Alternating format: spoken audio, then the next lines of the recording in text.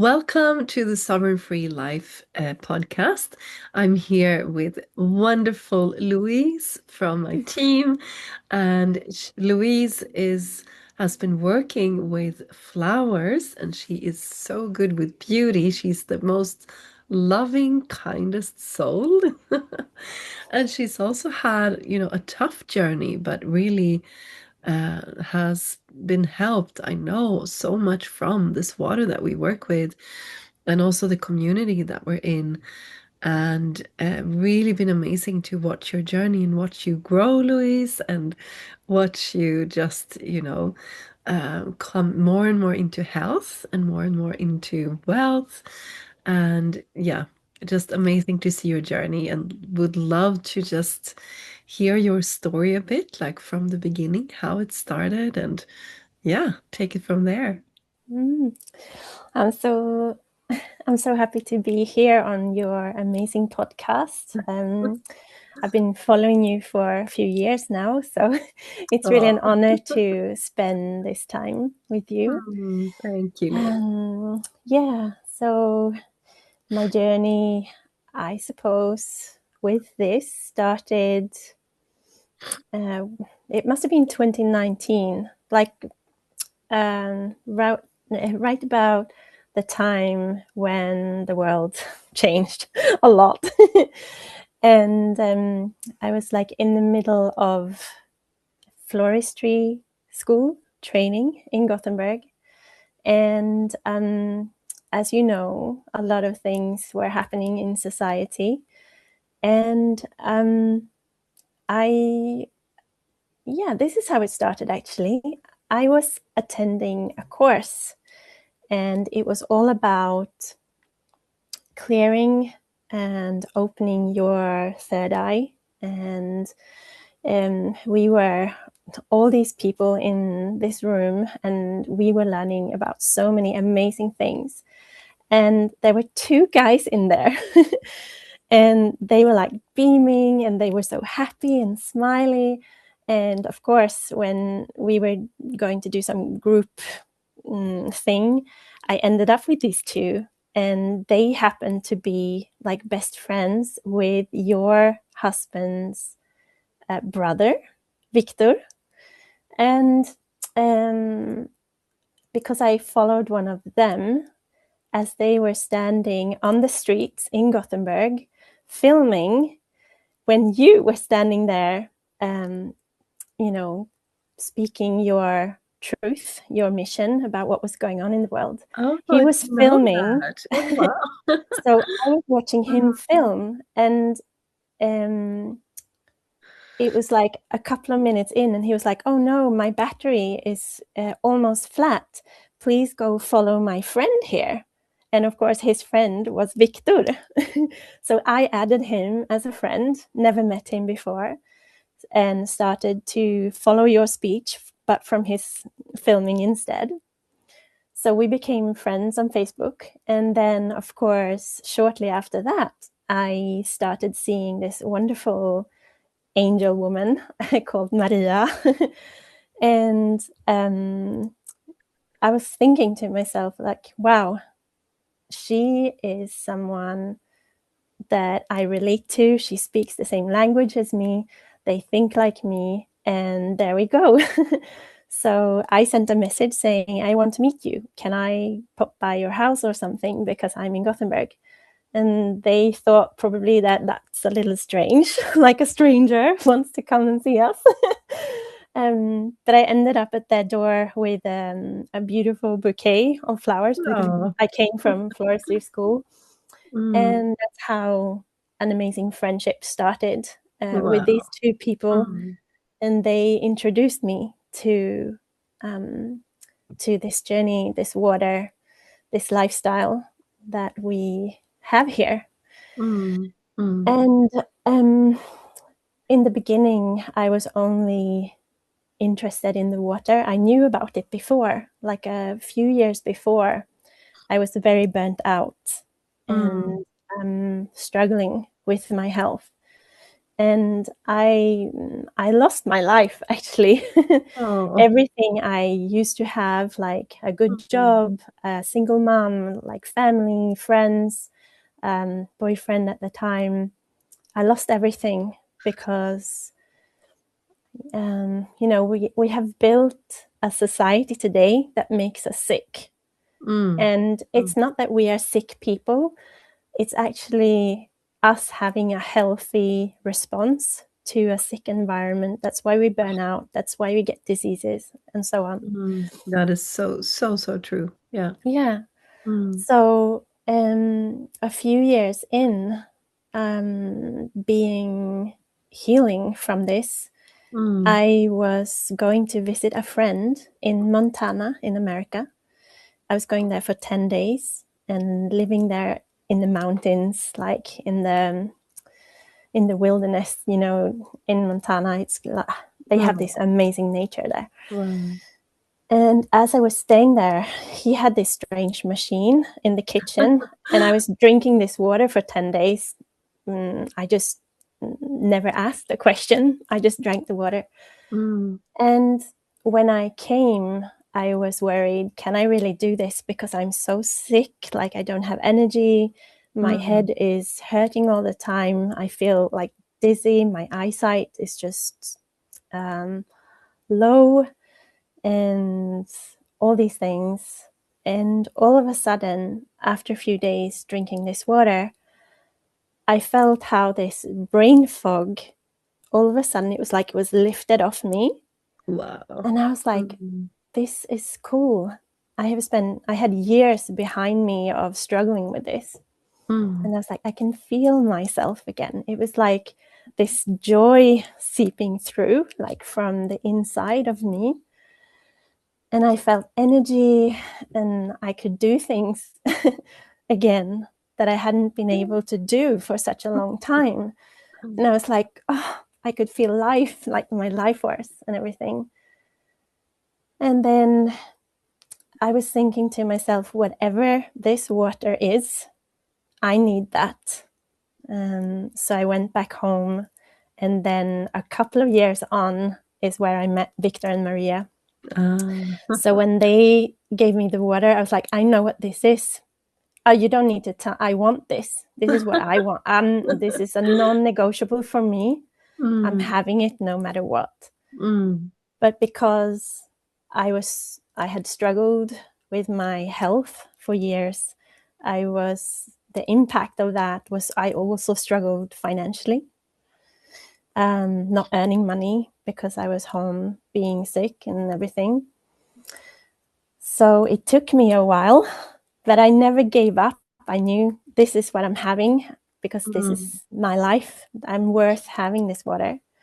So yeah, I managed to I have the machine now. It's here in my kitchen. And I got the Anespa as well, so no more chemicals on me when I shower. And of course, one thing leads to another. And as your health come back, you are capable of doing all these things. Like we all have this music inside of us. And Mm. if we tune to it, I think it's my strong belief that if we attune to that and let it come out, it will save us. We can do anything. But if we don't let it out and we just live according to the standard of society, I think we will die, like Mm. gradually dying. Yeah, Um, maybe die inside as well, right? Because yeah, I living so the mediocre life. Yeah.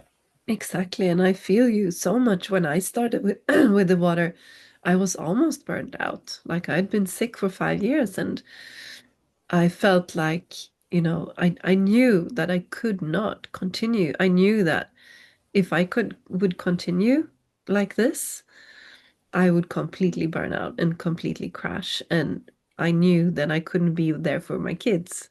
So I just needed to fix it, because, they're the most important thing there is. And to be there for our children, we need to be healthy, right? Like we need to be wealthy and healthy to build a foundation for them. And that's, I'm so, so happy that you got the machine finally. And you got, because that's what I felt too. Like I got my brain back. Like I felt like, I don't know where I left it, but it wasn't there any Yes. longer. And then I Yeah. got the water. It's like, yes, I can think, I can move, I can play with my kids, I can do stuff. And yeah, I'm so happy you got to experience that, and you get to experience that. Uh, Yes, it's truly a miracle, and I don't say that to try to market anything at all, because if you knew me before I burnt myself out, I had no boundaries. If you asked me in the middle of the night, can you help me? I would go, yes, and I would go, and it doesn't matter if you're at the other end of the country, I'll get in my wow. car and I'll go. Mm, And I'm like this go-getter, adventurous person. That's what I used to be. And mm, then when I burnt myself out, I was like stuck inside this body, and I really felt like I lost that part of me. mm, And it went so far that I was willing to give up that part of me and thinking it's never coming back. mm, That's mm. how far it had gone. Like the doctors told me I probably would never be well again. Really? And Oh, my hormones and what's it called? Um, like, I can't remember what you say in English now, but you can it's say a it in kind of Swedish. fatigue. Yeah. And when you end up there as a woman, you can't get pregnant. Oh no. Your body is so depleted that it's like there's only energy left to focus on your your heart, your lungs, to keep you Wow. alive. Oh my God. Really? Yeah, Oh, then it was bad. it was bad. Very bad. Um, Mm, and I think it was hard for everyone. My mom and dad, my sisters, my friends thought I didn't love them anymore because I couldn't return their calls. I couldn't read messages on my phone. It was not possible to have a conversation like this, to be in yeah. front of a screen. I was so far away from living life. Mm, mm, mm, So I think if someone is out there that is in that place, I want to be an inspiration that you can be okay, mm, even if it feels impossible. You it's not. You can get well again, but you have to be so kind and generous, and sometimes it takes time. It did for me. It took 4 years to heal just enough to be able to start working again. mm. And so you can't rush yourself, because that's what we are trained to do, right? We Yeah, yeah. rush ourselves to go to preschool and school, and then we have to rush to go to work, and then we have to rush all the time. Yeah, yeah. So I think Mm. that's And causing a where do lot you of. think the breaking point was for you? Like, was it an experience, or was it just like the energy like wasn't there anymore? Or like, do you think it was like all these factors that, I mean, that led up to the burnout? Like, what would you say? I think I would say it's a combination of things. I was Mm, a young mother. I had a baby. I worked full time. I studied like half time, and my my biggest interest always has been how can I help the people heal. And so I've studied a lot of alternative health medicine, and so I've done a lot. I have used my brain capacity a lot and had this like really strong drive that I want to accomplish things at the same time as you do all the regular things. Mm. And as a young mom, I was working like shifts, so I did nights, and it slowly came on to me that I was starting to get headaches. I was starting to get like losing like strength in my arms and chest pains sometimes, and I felt like I can't do this anymore. It's too much. Like, Mm. Mm. um, but then you have to go to work. I come from a family where work is your biggest pride. If you Mm. work hard, you're a good person. Yeah. Mm. Mm. So if you have a little bit of headache, you go to work. And then when it came to that stage where I felt like not really that well, I spoke to my employer and I said, maybe I need to just shift things around a little bit because I'm having these symptoms. They told me that, if this doesn't suit you anymore, we think you should look for another job. What? Really? Yeah. Oh no. And then it took about 5 months after that meeting. Mm. And I will never forget that. It's like I went to bed at night with this crushing headache, and I was thinking, I just need to sleep and I'll be all right in the morning. Yeah. So, got up at 5, almost put mm, my baby's clothes on her while she was barely awake, getting her out in the dark to go in the car in the cold and just leave her at the nursery barely awake. And you know I was working as a captain on a boat at this time. Wow. Mm. And yeah, but this morning when I woke up, I still had that crushing pain in my head. And I was thinking, oh, this is really not good. And then when I was just going to get up as usual, just get dressed, put some mascara on, put my necklace on, get some food and go, it was impossible. I could think it, but the finmotoriken, Yeah. Mm. um, like my body Your couldn't movement. do what my mind was thinking. Oh So my God. trying to like put mascara on, I couldn't do it. I came into the Oh, kitchen. sweetheart. Mm. You have your glasses there, your plates there, your cutlery there.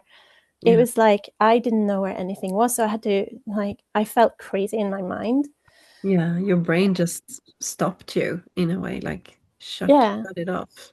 yeah. So I was thinking, what am I gonna do? Like, if I just get my baby to school, I can go back home and rest for a day.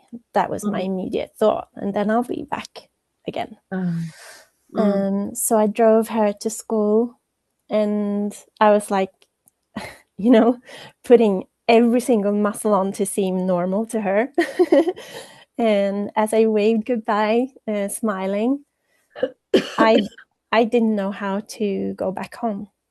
I didn't Oh, know the way home. sweetheart. Oh. Mm. Mm.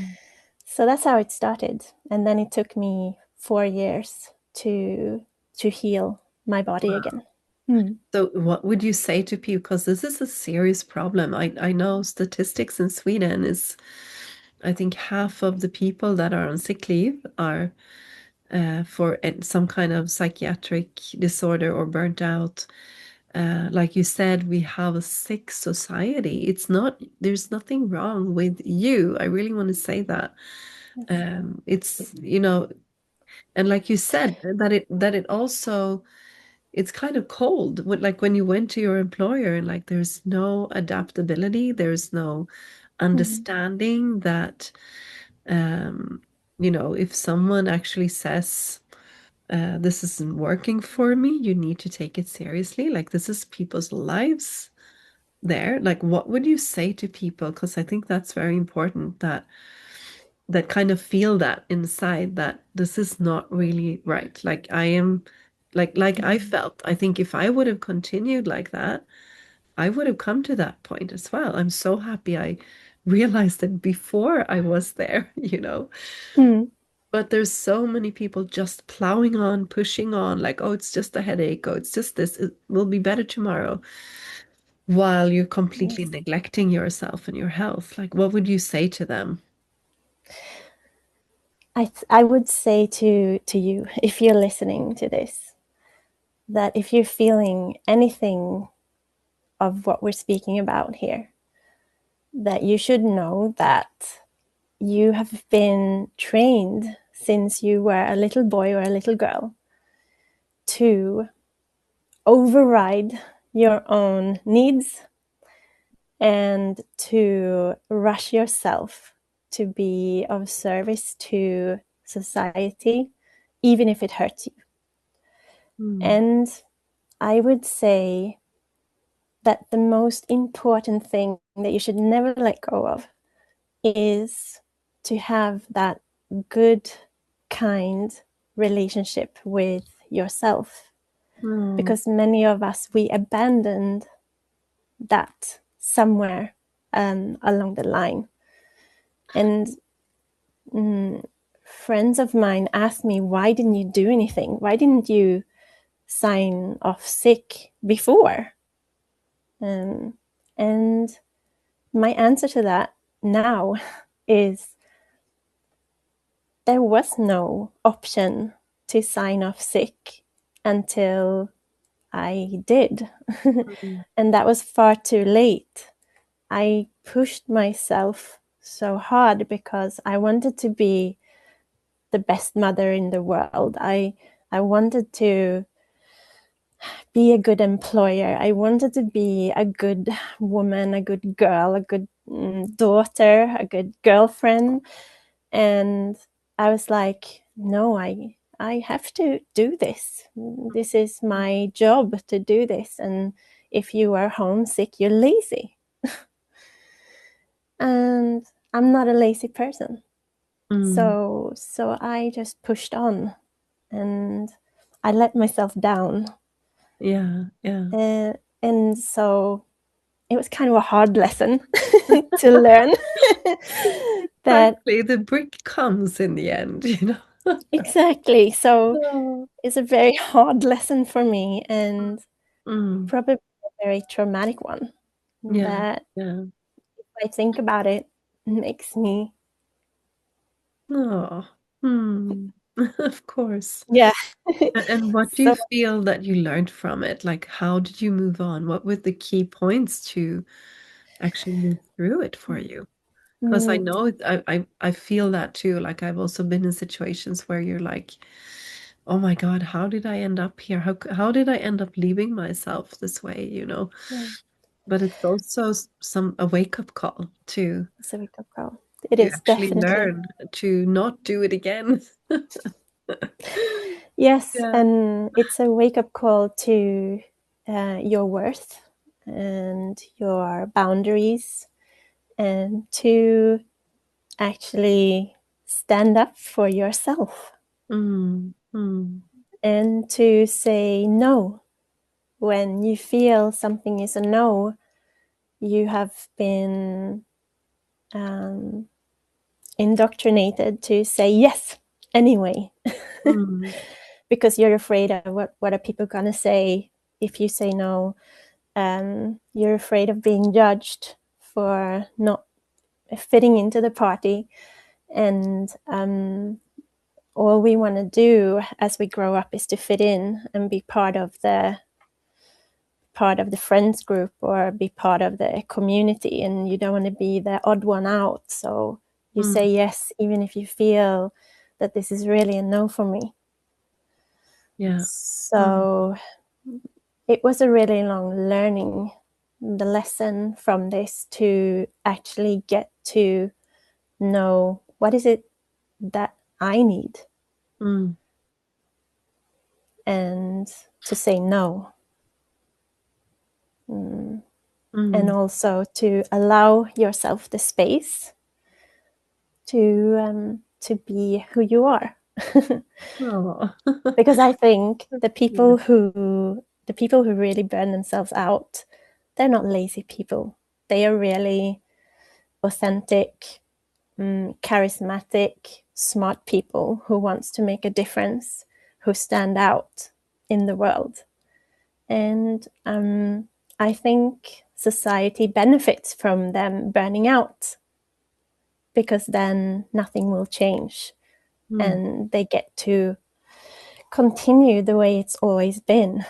Mm. But Mm. if we are not burnt out, if a person like you have your energy and your power and your health and wealth, there's nothing that can stop you, because you are so independent and sovereign, and you can think with your divine mind, and nothing can stop you in your mission.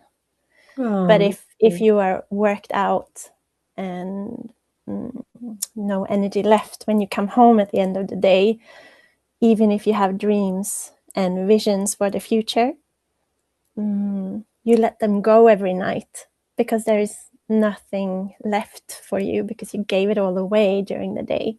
mm. So Mm. that's also something I have got to learn, that I need to give myself first, and then I can give to others.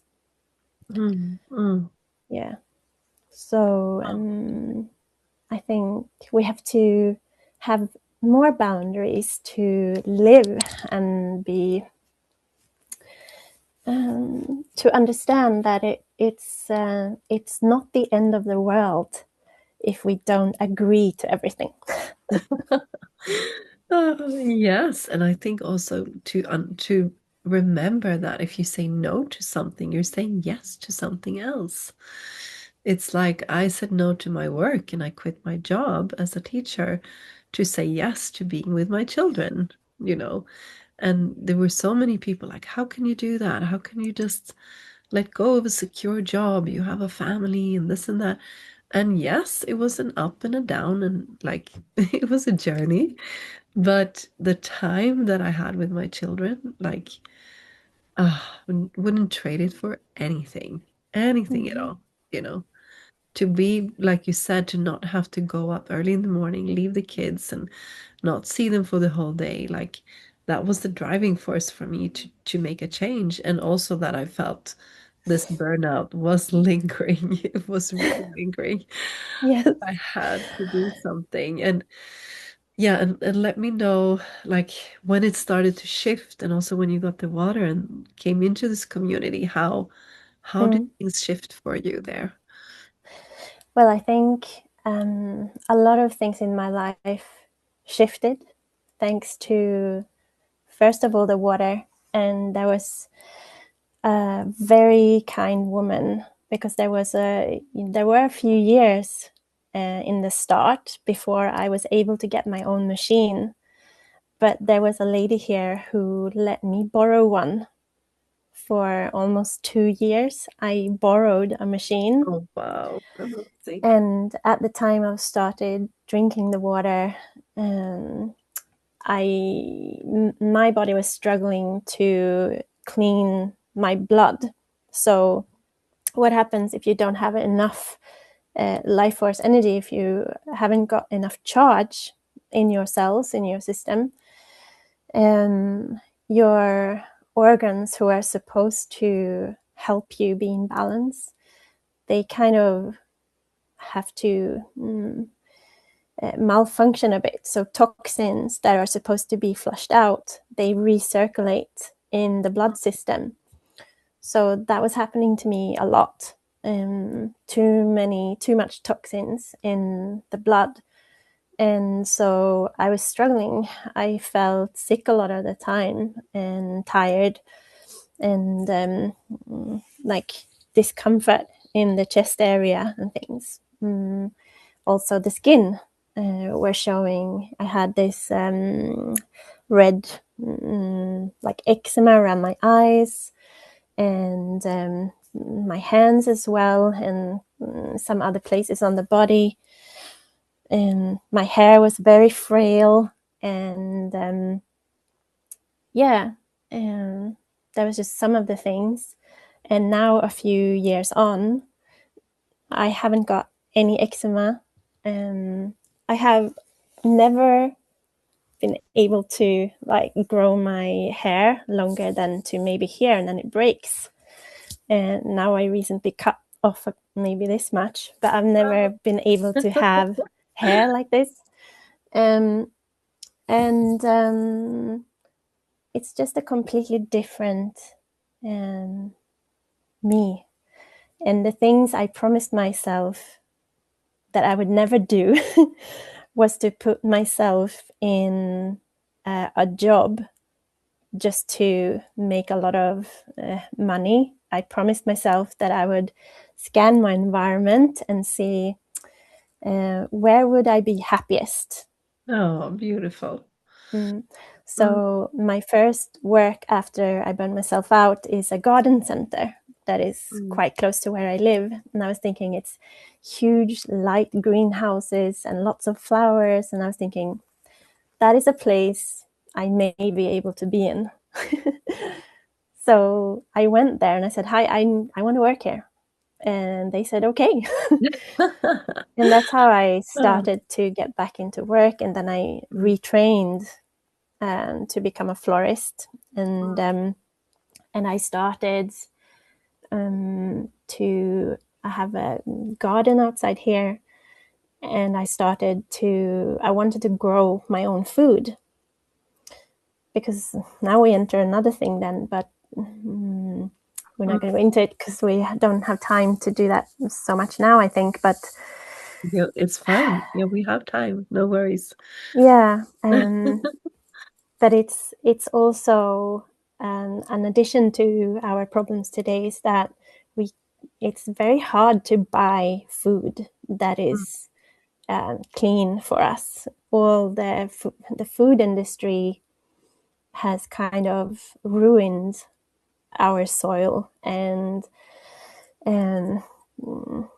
yeah, if you buy fruits and vegetables and meat in the supermarkets today, it's so processed and sprayed with a lot of toxins. And I try to have a non-attachment to all these things because I went through a patch or I've had many of those patches in my life where I feel so angry in how industry can destroy our environments and put so much chemicals in the soil and in the air above us. And I started learning how to grow my own food because then I know it's not sprayed with anything. It tastes so much better. And the more you start doing this, the more you realize that this is the miracle of life. Like you put this seed in the soil and then it gives you back like this huge plant and it flowers, and then you get all the fruits or vegetables or whatever it is that you want to grow. And I started using the Kangen water with this, and I learned from the Kangen farms in Japan. And they show you some pictures as well, that when you sow the seeds, it's very normal that if there gets in a little bit of bacteria or you water it a little too much, or so it gets moldy, and then you have to start all over again. But when you have the Kangen water machine, you can have a spray bottle with the acidic water 2.5, and you can just spray on the soil. If you see that it starts to get a little bit white, the white fluffy moldy thing, you spray once and it's gone, and you get this beautiful growth. And also, when you water it with the Kangen water, you can see such a difference in how it develops the roots. You get really strong, beautiful roots compared to the water, the tap water, if you water it with that. So it's like building this really strong base, and then you get the plant, and it's so much stronger Mm, mm, than when you use a regular water. And so what they see in the Kangen farms, now we're talking big farms, I only have a small one here, and they see that the plants are more resistant, so they don't get attacked as much by aphids or diseases or bugs and things like that. At the same time as birds are there, frogs are there, like nature is all around. mm, Whereas if you have a regular farm, they spray with glyphosate and God knows what else they spray. mm, And the roots are really tiny roots, uh, and there is no life. You don't see or hear birds. the You don't biodiversity see is gone. Yeah, everything is it's dead. yeah, yeah, So it's really concerning, and that is the food that we then buy in the supermarkets that yeah. has been sprayed like this. Mm, And now I see this all over my social media, because we all know about the algorithms these days. but it's like we are the only species in the universe that spray our food with toxins and chemicals to stop other animals from eating them, and then we eat it ourselves. It's so it's kind of stupid, stupid, honestly. right? Oh my God, when you say it like that, it's like, oh my God, come on. Yes. And then I know because I was just at this farmers convention in Oslo in Norway. It was amazing to see all these eco farmers that grow ecological food, and people still don't believe in them. I was kind of surprised. It's almost like when people talk about Kangen water, it's the same. No, no, it couldn't be true. There's no evidence. It's amazing how people can shove their heads in the sand, so to say, when there is like tons of evidence, there's tons of research, it's so clear. And we listened to one researcher there that was a top researcher in the world on soil, like building healthy soils. And he says, like, this is an urgent problem today that we're destroying the soil where we grow our food. Because what happens when you grow conventional food, like you say, you kill the microbiome, which is like the animals and the bacteria, everything in the ground, and they are the ones that break down the leaves and the organic matters and make it into nutrients. And what happens then? The soils are depleted. That there's not enough like nourishment, and then they put these chemical nourishments on. The problem is that they only contain a number of chemicals, not like everything that we need. So the food that is grown is also just blown up vegetables, and they say, oh, but it's better, like finance for the finances is better with conventional because we get more. Yes, but there's no nourishment in. And what about the long term? It's like this short-term gain financially for long-term soil depletion that we don't remember that we are dependent on the earth. Like, and now I'm getting started here, but I'm really engaged in this. But also, I've been reading permaculture, ecological farming, human ecology, and so I know a bit about these things. And when you read about past civilizations and how they fell in the past, the common did not demand, what do you say? The common factor is they stop respecting the earth. They cut down the trees, the soil was depleted, there started to be wars. From the wars came famine, slavery, and then boom. And also, one thing that you see in civilizations that are falling is that there is this belief among an elite that knowing that they're untouchable. They're never untouchable. They will always fall. That is history. So just needed to say that. Yes. The truth and the love and, people and the light in people will always win. Like that's just a Yeah. law. Yeah. Yeah, that the love, the natural healing power will always win. Mm, Because anything that is not of that can't sustain itself, because it needs something else to make it going, and that can't continue forever. So at some exactly. point it's going to fall. The truth will come out and the souls will stop producing. And then what do you do then? Yeah. Yeah. But what was Yeah. what was your experience then? Because I would love to hear more about your garden. I've seen pictures of it. I haven't been there, but I know we Mm, bought some pumpkins from you, and I remember you had like yeah, huge pumpkins. I It was just, know. wasn't it like last year that you did that, or maybe the It's year 2 years before? ago. Yeah, 2 years ago. Mm. Yeah.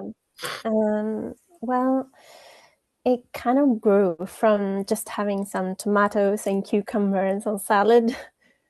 I then somehow understood that I can also grow flowers and pumpkins. So I started doing that, and gradually it was all just green lawn everywhere here when I moved in here 8 years ago. And now it's like more and more the lawn disappears because I'm making flower beds instead. Um, and I had this dream since I was a little girl that is still with me, and that was that I was giving like presents and flowers and bringing this anonymously to people who needed cheering up somehow. And I would just like put something on the doorstep and run away, and they will open the door and like, oh, and I would see their Oh, smiley faces. And so sweet. that was my dream, to be able to give and make a difference to people's lives. And that's really what my garden brought me, Mm, because I had thousands of flowers here, and not just any flowers, like the Kangen water. I was able to grow everything organic, and I still had like the acidic water if I needed to help a plant, because it is nature and we have bugs and butterflies and all these things that also likes the flowers and likes to eat them. But if you use the different pH waters, you can protect the flowers from being eaten by other things. And so I was I was guarding my flowers with my life and spray bottles. and and I tell you, I grew like these beautiful flowers. I've never seen such strong, beautiful flowers, and like I grew mm. really big flowers. I've never seen such big flowers in my life. Wow. And also like the pumpkins. Pumpkins are so cool. If you start to grow anything, I think you should start to grow pumpkins, because it's so easy, and they just grow. They like to grow. Wow. When do you And start to grow them usually? Like what time of year to have the best mm, result? well, you can start to sow them indoors, like in maybe in April. You can put the seeds in pots inside. Mm, Um, I did that in the beginning, and then you get like maybe this big of a plant, and then you plant it out when you no longer have frost in the nights. mm, mm. And that's the tricky part here, because we can get nights of frost all the way up to the 10th of June or something. Wow. Mm, Um, but now, when I grow so many things, I live in a small space, so I just wait and put everything in the ground straight away. Uh, mm, The good thing with starting it indoors is that when you plant it out, it's already above the ground level. So mm. if there are snails or something, it's not so easy for them to eat it. Whereas if it's coming out of the ground and it's this tiny little thing, it's so easy for something to just eat it. Yeah, I've had that too. I remember when I was living in Gothenburg, I had this little place, and one day I actually saw it like a deer. I was standing there. Yes. Yeah, And then you become like, "Ah," like a warrior, like going down, chasing it away. exactly. Um, Yeah, so I focus on sowing things that doesn't need that much of time to come to flower and to fruit. So pumpkins and a few different flowers, and I put them all in May, mm, um, like early May, and then I have flowers all the summer until autumn when the frost comes wow. back again. Mm. What are Um, your favorite ones? I would love to know. well, Because my I think favorite ones, everyone has their favorites. Like, yeah. Well, I like to have a variety. So the big flowers that makes like the base of the bouquet is like dahlias, roses, um, and then you can have like a bit of a smaller flowers to have in between. Uh, Cosmos. I'm not sure the whole name now, but Cosmos flowers, you can get them in pink, white, lilac, and they are really good ones to grow because if you like to have a wild garden, flowers that gets nearly as tall as you, wow. Cosmos is the way to go. And they are really good to have in bouquets as well. And also, it's called Nigella, I think in English, and Jungfrun i det gröna in Swedish. They are usually blue or white, and they're really pretty. It's like stars with little green around them. They're probably my favorite. But, Oh, but then also, what I really love to have in between all the flowers is herbs. mm. And my favorite herb is coriander Oh, really? because I Wow. love to eat it. But the flowers of coriander they are tiny, tiny white flowers, and they are Oh, really? amazing. I've never You, seen them. Do they yeah, have a special like scent like coriander as well? Or hmm yeah, you can wow, have the sprinkle really? it on food and salads, Oh, that's and amazing. And you can eat a lot of flowers, right? Because people mhm, don't think about that. yes, Like I often grow ringblomma. What's that in like calendula? Is that the yes, yeah. mm, In and I make oils with it. I eat it and like yeah, that's one of my favorites. yeah, It's like as a mother of four, like the only thing or almost the only thing I use for the skin is like I take the leaves and I put it in olive oil and I just let it stay there for like 2 weeks in the sun and I mm, take the leaves out. That's all you need. Like the arnica oil, it's amazing.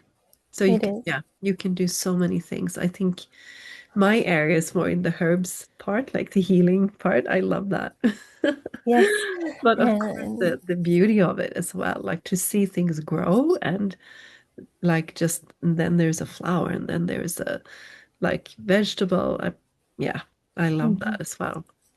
so beautiful, and also when you grow your flowers yourself, they're not sprayed with any chemicals. When you go to buy flowers from the industry, they spray them, and it's a huge um, taboo topic, Okay, really? and we don't really speak about it. But we live in a country where the season is really short, Mm. so we import mm, I don't know, most of all the cut flowers, Oh, all really? the plants, Wow. everything we import from Holland or Africa or South America.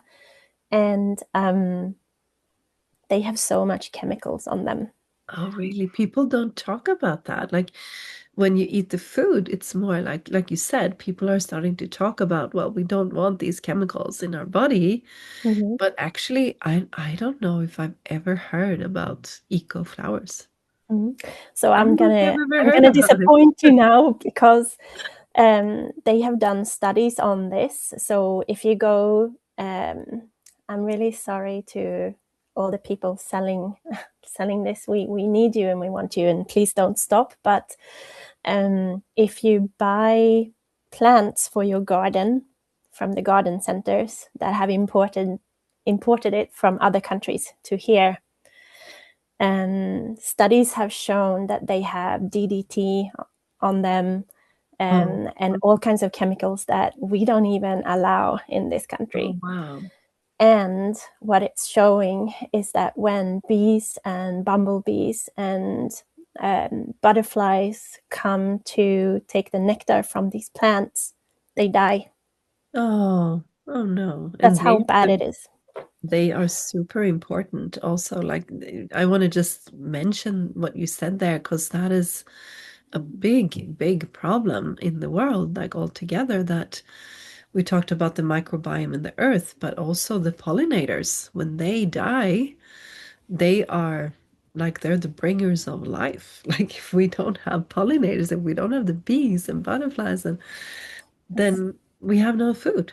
It's like as simple as that. And it's one more reason to really support, the whole ecological toxin-free life. It's not just about us. It's actually about our future. And I'm not joking at all. It's like Mm-hmm. really about our future. So, Yes, and that's the beautiful thing, because we say, or they say, that we don't have a solution. We have, if we don't spray the chemicals, um, we get flowers and fruits and plants that our customers don't want to buy because they are eaten by something, or they don't look perfect, so we don't want to buy them. So that's why we continue to spray toxins in our environment, so that we can buy perfect food, perfect flowers, and so on. it looks perfect, right? Yeah, Yeah. and I think it's kind of a problem we have created as well, because that makes me believe that we can't continue having huge farming. We need to go back to small farming. Every household needs to farm food, like small scale, because when you have the huge farms with huge machines, the only way to do that in a timely and economically manner is um, to do it without human touch, without human energy, because it's all machines. And you don't have time. If you have a field huge as a football field or bigger, you can't go there and pull weeds and care for all the plants. And there's no time for that. So if you are one person growing this huge field of food, you rely on this system to spray with chemicals to make everything else die than the crops you're meant to eat. Yeah. So we need to evaluate what we value in life, and the huge corporations that try to put farmers out of business to take over land and continue this way of growing our food, Mm, it's going to, I believe, make more people sick and deplete the earth from, as you say, minerals, mm, and that will be the end, because there is no love left in the food. mm, mm, It's just a profit game.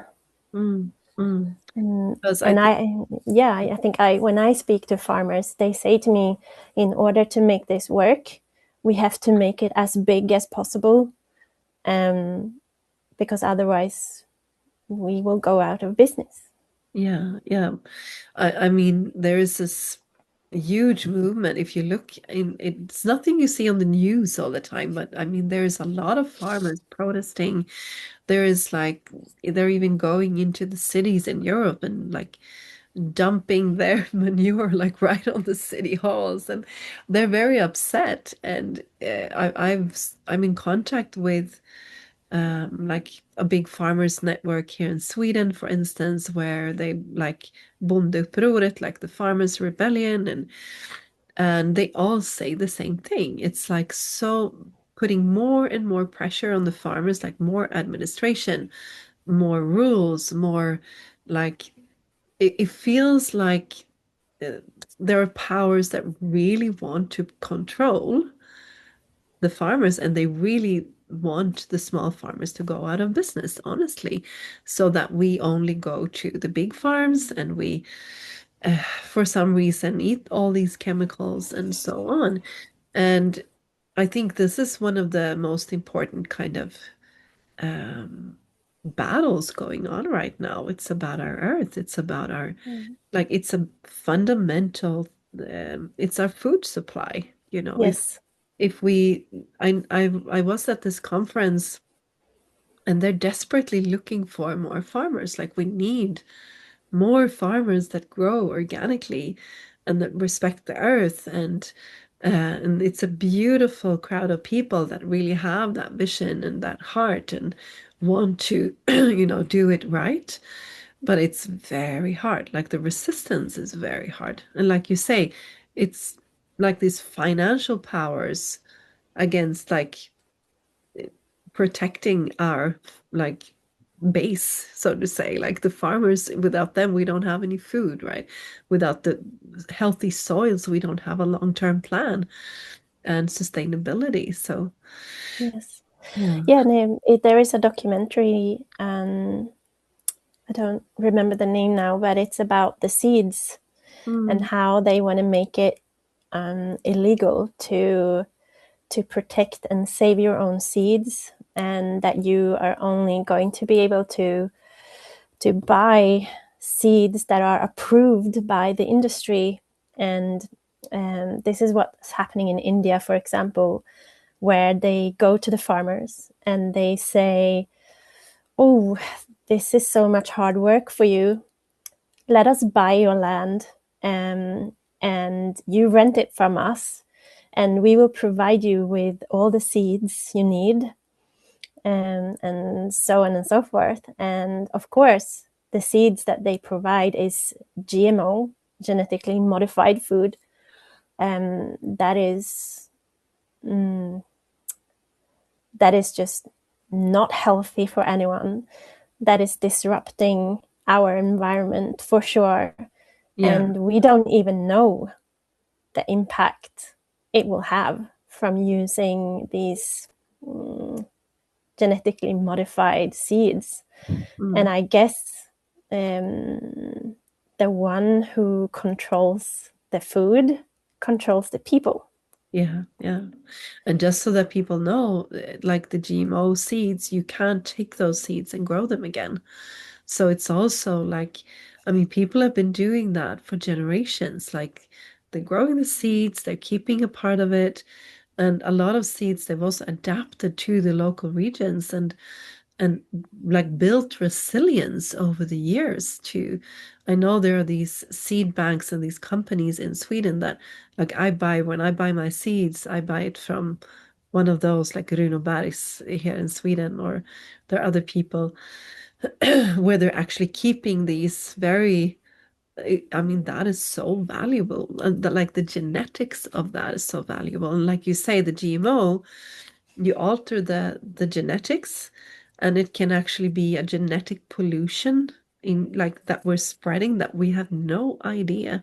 Like, Mm-hmm. all these years of adaptation can just be disrupted. Like, and it's like we're playing God in a way, like, which is, yeah, it really not something we should be doing.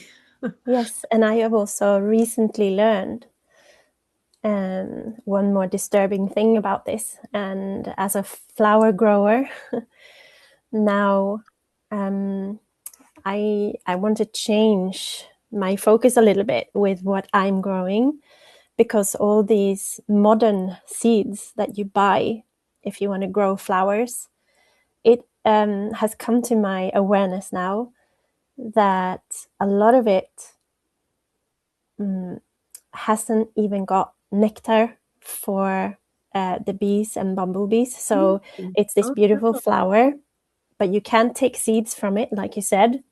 And when the bees come to get Take the the nectar next. from the Yeah. flower, there is nothing. What? I didn't There's know nothing there. that even. Oh my Yes. God.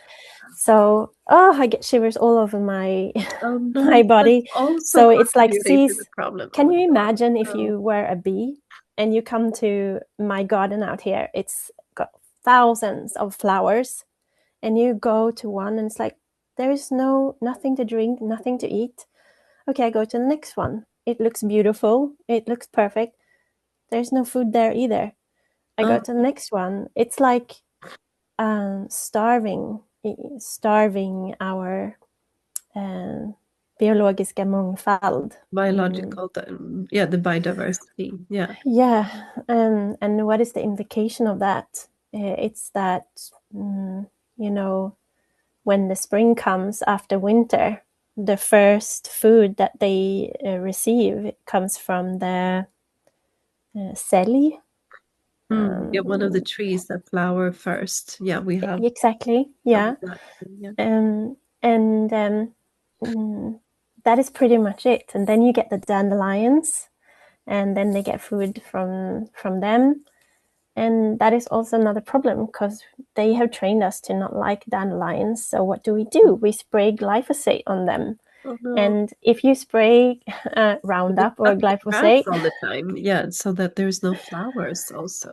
yeah, Yeah. and it's also, if you live next door to a farmer who is spraying their fields, it doesn't stay there. It travels in the air for miles.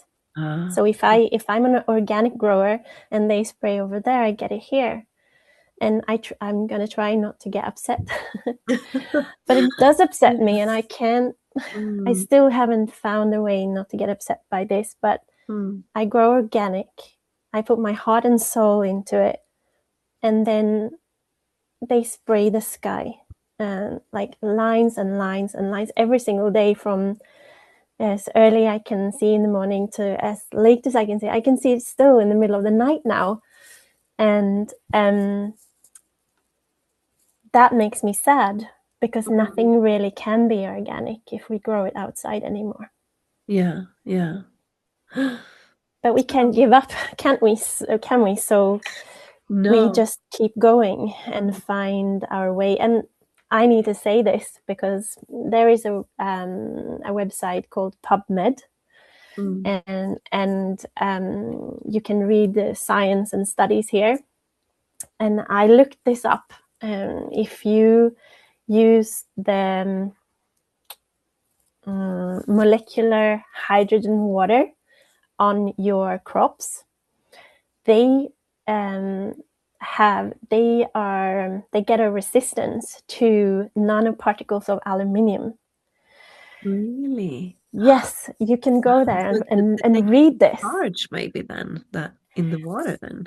I'm not very good at the chemistry of how this works, but Yeah. there are studies and science now Mm, showing that if you water the plants with the Kangen water, yeah. it forms a resistance, so it doesn't get as affected by the nanoparticles coming down from the sky. Wow, I get it because I am a science teacher.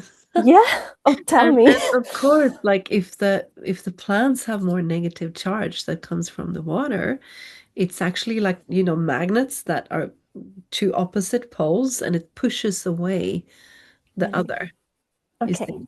So yeah, that's just a theory. I'm not That's, I'm not yeah. 100% sure at all, but it kind of makes sense because it's the same with radiation, when it causes oxidative stress.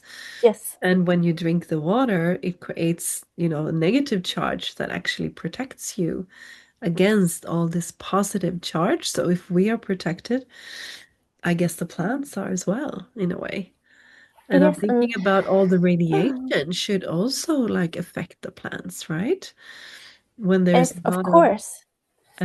because I mean the positive charge shouldn't be good for plants either, because I guess they're also, if you see with certain photography, you can see the electrical charge in the plants, right? It's magical. Mhm. Uh, and of course, they're affected by toxins and radiation the same way, but they're living beings just like us, right? It's so true. Yeah. And that brings me to say, um, I was burnt out when I started to grow flowers. And when I came home after a day at work, I was really depleted, and I felt like I had given my all during the day and I had nothing left. But when I came here and I walked in the flower field, and I could feel how the flowers attuned to me, because I had cared for them. I put the seeds in the ground. I've watered them every day. I've looked after them every day. This is also science based now, so I'm not just making this up, which is really cool.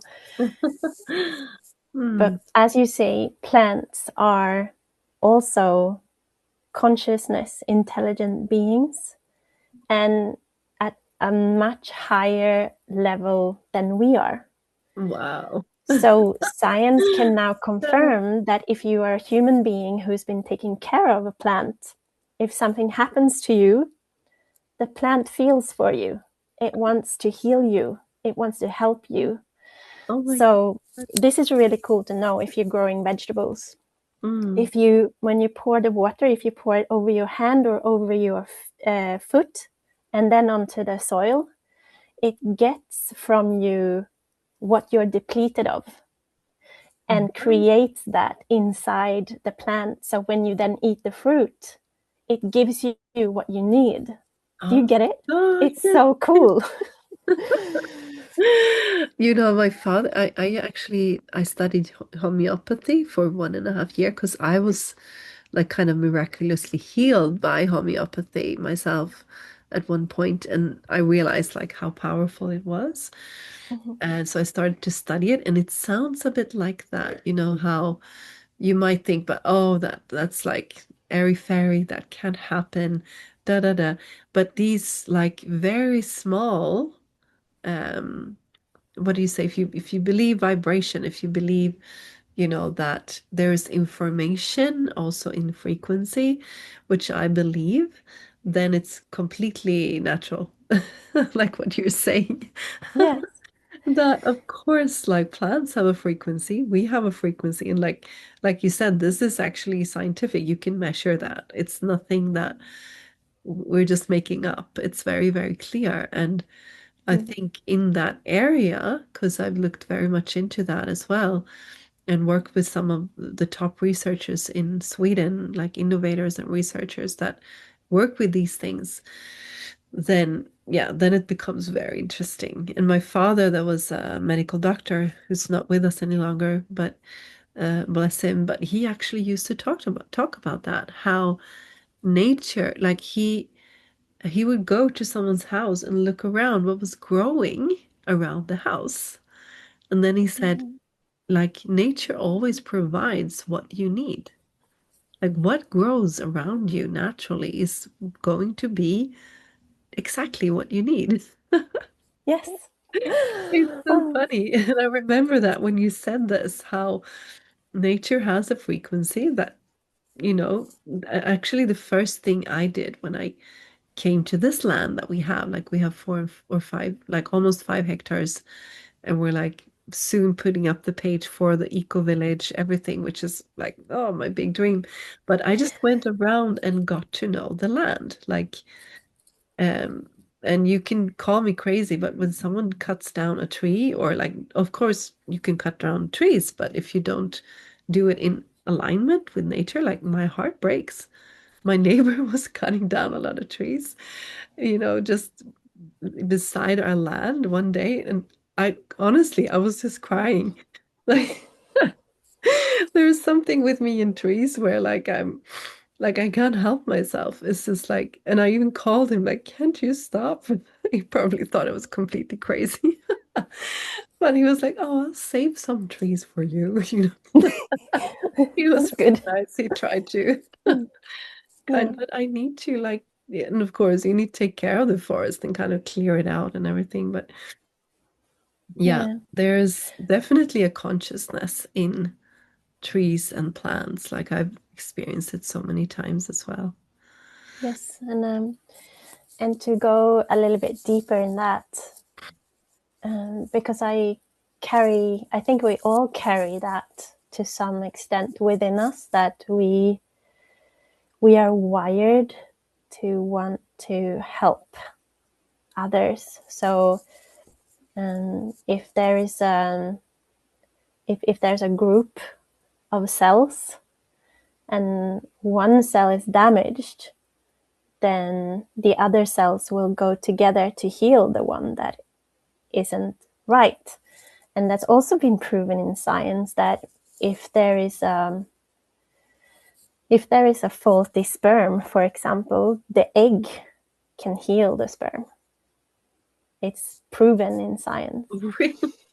Wow. And so Yeah. I have this dream vision that I would love to create, and I almost created it 2 years ago, and then I didn't really get to exactly how I wanted, but in the future, my hope and dream is to create in the middle um, like a healing portal with the healing table. So the person who needs help will be lying there resting, and around it I have grown all the flowers around it, because they say we want to help you.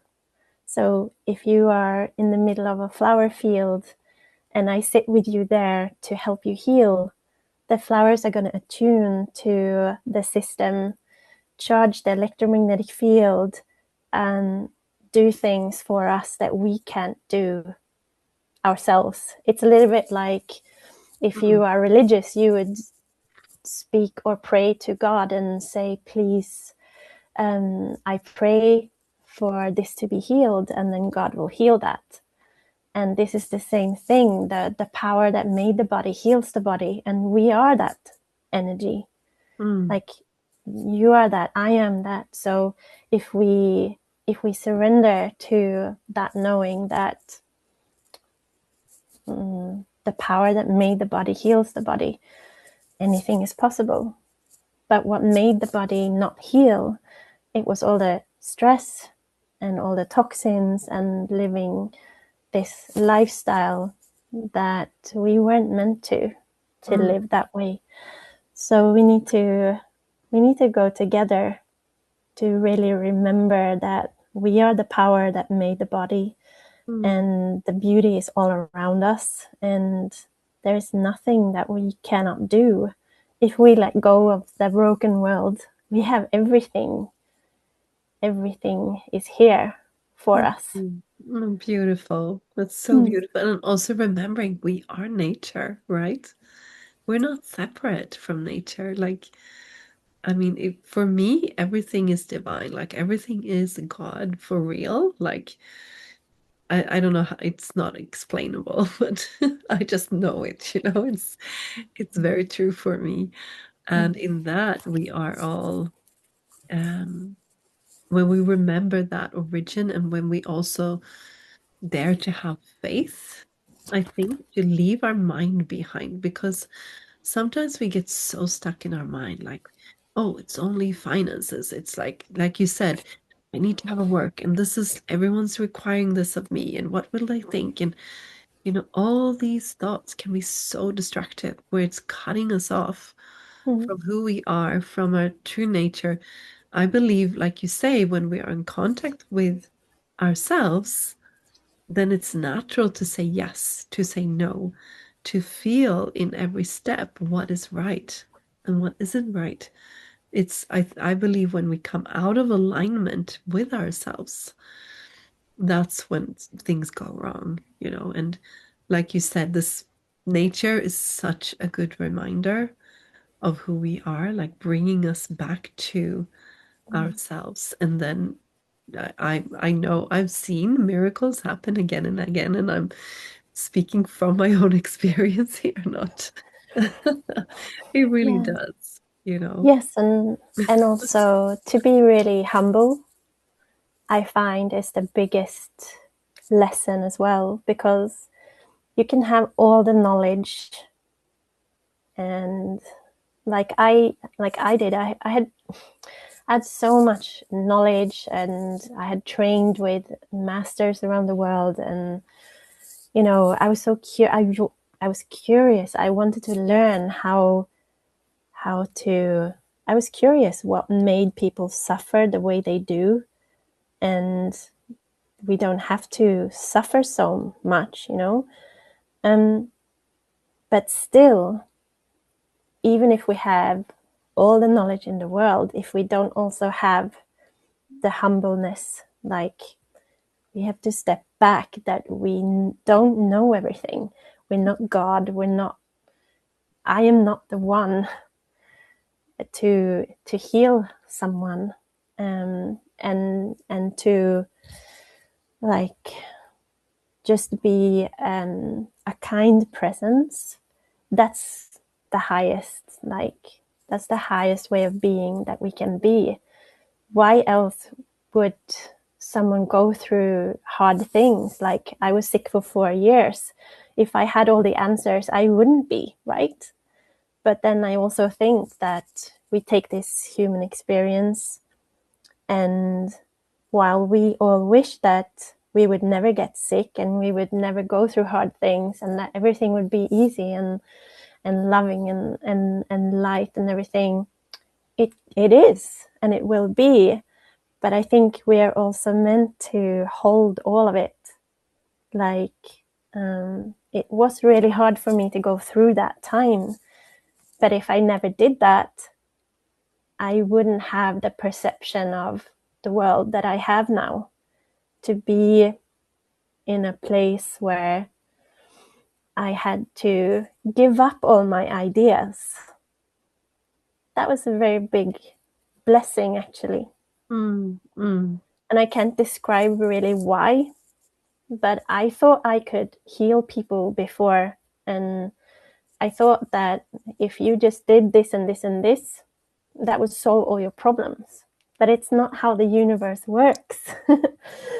um, because we are all unique and amazing. And we, while we wish someone, we wish that people wouldn't have to suffer and go through things. Some of us do, and it's hard,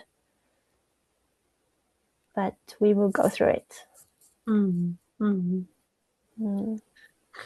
Oh, beautiful, Louise. This, I think we're about to wrap it up. We can talk forever. Yes.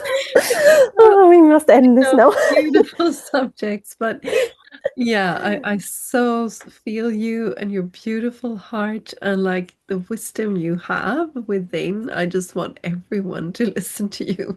Louise, I'm like so happy to have you here on the podcast, and I really feel like you said, your story, and maybe that can save other people from not having to go through that. Like, I've Yes. also gone through terrible things in my life where it feels like that has grown my roots, that has grown my thankfulness for what I do have, and it's grown like the like a deep love in my heart for myself that I was kind of forced also to look inward, to love myself first. Where I, like, for instance, I was in a relationship, my first marriage, where I completely lost myself. And it was a terrible marriage that ended very badly. And that kind of put me on the spot to have to, like, I remember I was writing lists of, like, what do I actually like? Who am I? Like, what do I like to do? I had to kind of think back to when I was a little kid and like, oh yeah, I like to dance. I like to sing. I like to do this. I had no idea who I was any longer, you know. Mm. And at that point, I kind of just decided, I promised myself that whatever that would happen in my life, I would never leave myself again.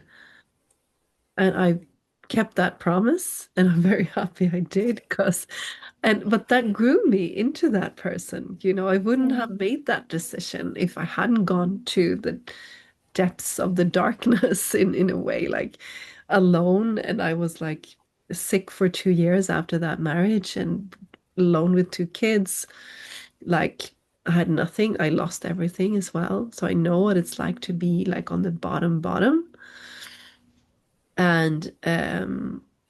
And actually in the middle of that darkness, I remember the moment where I was in so much pain because, yeah, I've talked about this before, but I was abused, like beaten very badly, and Mm. I was sick for 2 years. But in the middle of that worst darkness, where it was like incredibly painful, I hadn't slept for like 2 months. It was no painkillers would kind of take the pain away, you know. I just had to surrender. I just had to surrender to a greater force or to like God, whatever you call it, like to the light within. Because and really realize that whatever happens, like God is always with me. God, which means the peace within, the light within, the kind of still point within. Mm. So in a way, it feels like these terrible things we go through in life sometimes hopefully push you to your center. And then once you found that, it's like, I'll never leave that again. Never. Yes. I don't know what you Thank feel, you. but that was my experience. And in a way, afterwards, you're grateful for it. Sounds It's crazy, but true. it's like, yes, thank you for showing me that. And now I Yeah. feel I can go through anything, like no problem. Like I'm not afraid any longer. I'm not afraid of pain. I'm not afraid of Mm. darkness. And yeah. Thank you for sharing that. That's Mm, I'm glad you got through it and out of it and found that. And that's I think another thought that I have also learned is that we want to look at the good experiences and be grateful for them. But now I have learned that you can't judge your experiences if they are good or bad as you are in them. You don't know if they were good or bad until years later, maybe sometimes. And what I found is that the worst experience that I thought was bad actually was the biggest blessing years after. It gave you the most. Whereas the really good parts, yeah, they were amazing and it was fun, but what did they actually give you years after? Probably not so much. So don't judge your life so badly if it's good or bad. mm, I try to put myself in a position where I think, okay, this feels really bad right now, but I trust the higher power. Like I trust the part that is bigger than me because mm, I'm only this small down here and I don't see the whole picture. mm, Um, and I trust that I am being guided, and it has helped me through everything to think that way.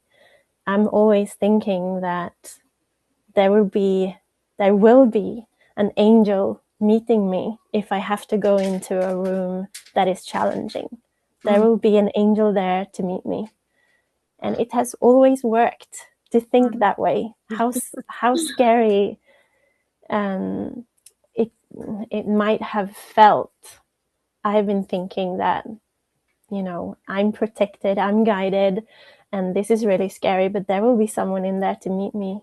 And that is also what I do for my daughter, for my friends, if they have to go through a challenge, if they have to go to a meeting that is really challenging, I just talk to God or the bigger part of, the higher,